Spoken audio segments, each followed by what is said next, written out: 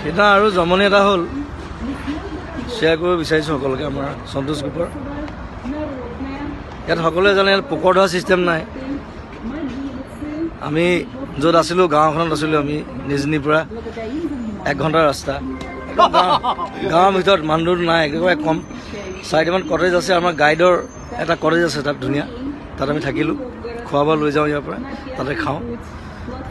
আৰু মই কি কৰিলোঁ, পাকঘৰৰ পৰা মানে পোকৰ ধুবৰ কাৰণে গিলাচ এটা লৈ গ'লোঁ।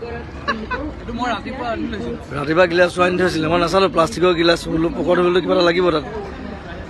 গিলাচটো লৈ গ'লোঁ, পোকৰ ধুইছোঁ। তাৰপিছত দেখিছোঁ কিবা পোকৰ পৰা তেল ওলোৱা নিচিনা লাগিছে। পোকৰ পৰা তেল ক'ৰ পৰা ওলাব?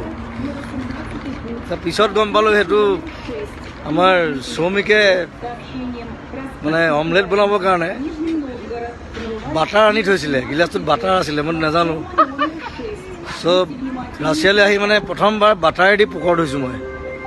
সেইটো এক্সপিৰিয়েঞ্চ মই কেতিয়াও নাপাওঁ। সন্তোষ এক্সপিৰিয়েঞ্চ উইথ বাটাৰ পোকৰ।